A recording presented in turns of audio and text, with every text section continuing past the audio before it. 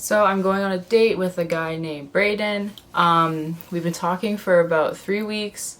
He's really cute and we were supposed to hang out last weekend, but I had some health problems, so I ended up canceling on him. But he was super understanding and like not an asshole at all about it, which was definitely nice. Yeah, we're playing tennis and I've never played tennis before, so I'm kind of nervous. And he just got out of like a 2-year-long relationship though, like a month ago. So I feel like he just like, and we've talked about it, like he definitely just is trying to find someone to like rendezvous with, let's say. And yeah, I just don't really know if that's like what I want. Like I want to be respected and like actually talked to, like not just like used for that. But yeah, like he's super cute, like has a nice body, he's funny, we have like a good banter between us, and our signs are really compatible. But yeah, I just really don't think he's looking for anything right now, and so I guess we'll just see what happens. And I'm really nervous to play tennis in front of a boy because I haven't worked out in so long, and so I feel like my cardio is gonna be garbage, and so I'm just gonna be like, okay, whatever, cool, like I'm just gonna embarrass myself in front of him.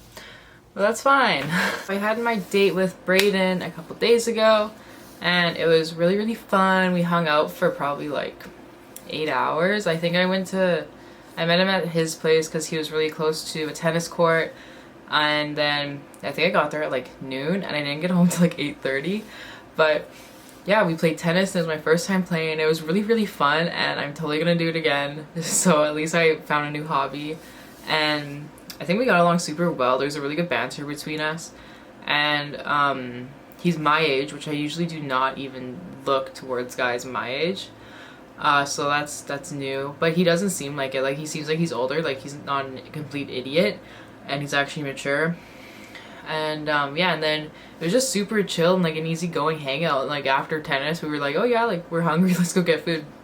And then we got into a minor car accident in his vehicle, and so the guy paid him off like $60 not to report it to ICBC, and so that paid for our meal. And then we hung out and like just like talked at the restaurant for like 2 hours, and then we just like hung out back at his place, and I made out with him. So I found someone to kiss again, which I'm excited about. But yeah, like he just got out of a 2-year-long relationship, and so I'm really like keeping my guard up with this guy.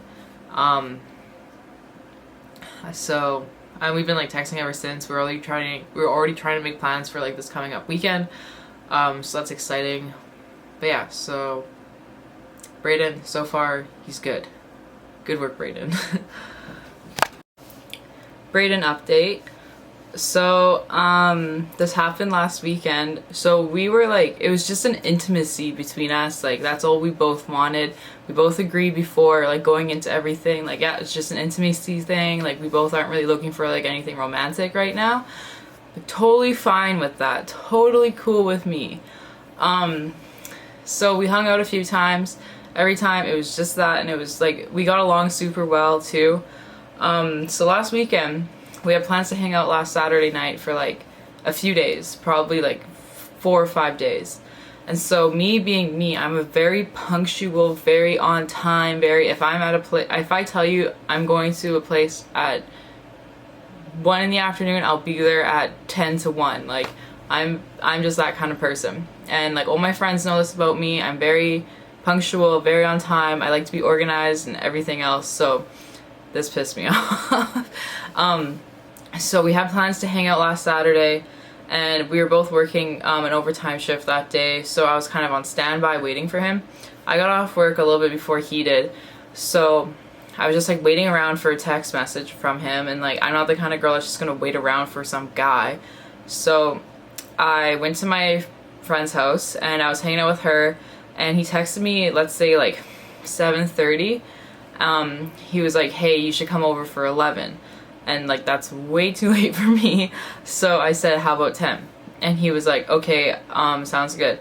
And he texted me at probably like 8, and so keep in mind also, like I stopped drinking because I was having some casuals beforehand, and so I stopped drinking because I was like, okay, I'm gonna have to drive in a few hours.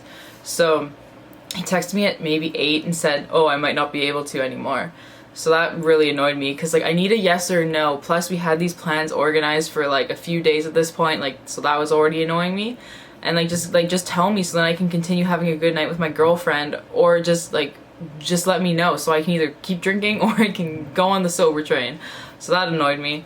And then so we had our plans for me to go to his place at 10, and so I was telling myself, okay, it's about a 20-minute drive from my friend's house to his place, like if I don't hear anything from him by like 9:30, I'm gonna start drinking again. So I didn't hear anything from him by 9:30, so I start drinking again, and he texted me, so this annoyed me too, he texted me like 10:15, and I was supposed to be at his place by 10, even though I didn't hear anything, and he's like, you should come over for 10:30, and so that really annoyed me. And I said to him, like, I've already been drinking, like, can you just come get me? And he looked at how far it was, he's like, oh, like, that's too far, how about you just get a cab, and once you get, like, if you get a cab to my place, I'll drive you back to your friend's house, or to your car, wherever you need to go. Like, okay, that works. So I get in a cab, and I go to his place, and the cab was $45, and so I stopped at my house before, and it was only like an extra 5 minutes to stop at my place before going to his for my friend's house, so it wasn't like super off path or anything. But yeah, I stopped at my house to grab my toothbrush, my phone charger, and a toy to help me. And so I get to his place and we start like hooking up, and he finishes. And he finishes, and oh my god, this is so embarrassing. I was in handcuffs, and like with my hands like wrapped behind my back, cuffed. And so then we are like, he's like working on me, I guess you could say, and like it's a good time, and he starts going like, ow, ow, ow, ow, ow, oh my god, ow, and like he's in a lot of pain for some reason. So he gets up and he's like pacing around his room like, oh my god, like my stomach really hurts, like my stomach really hurts. And I'm like, okay, like what's going on? So he's like kind of talking to himself and like asking me questions at the same time, and he's like, what side is your appendix on? And he's like holding his stomach, and I said, it's your right side, like your lower abdomen, like right lower abdomen. And he's like, no, it's in like the middle of my stomach, like or in my sternum. And so I'm like freaking out because I'm still in handcuffs when this is happening. If you've seen the movie Gerald's Game, it's a movie on Netflix, and it's a novel by Stephen King. And so the husband and the wife, they're like, she's in handcuffs on the bed like this, and then he has a heart attack and dies.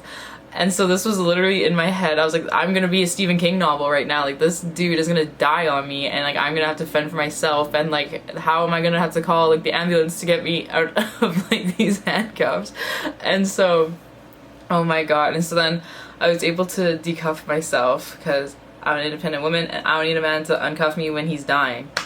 And so I uncuff myself, and then he just starts acting so weird. Like he's still in a lot of pain apparently, and he still had like the condom on like his wiener, and so I like go to like help him like take it off, and he's like, what are you doing?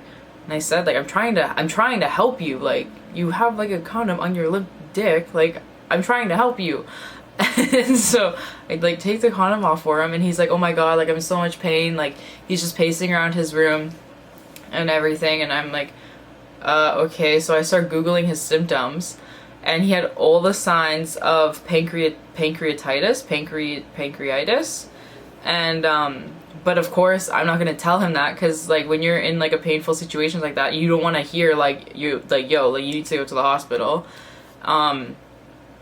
And so he like the pain was like starting to like move to like his lower back, and like yeah, so he had like all the signs of pancreatitis, and yeah, like it's supposed to feel like right in here, and like that's where your pancreas is.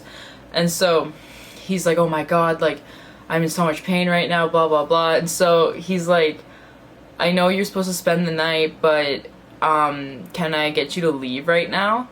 And I was like, dude, I was only at this guy's house for like maybe 30 minutes, maybe 20 minutes of that was like us like doing stuff. And so I was like, you told me, like, because I'm not trying to be an asshole at the same time, like I'm trying to be an understanding person, and like okay, if I was in the situation, I don't know how I'd handle it, but like you also told me you'd drive me, and like I was like drunk, so like I can't do much, so that was stressful.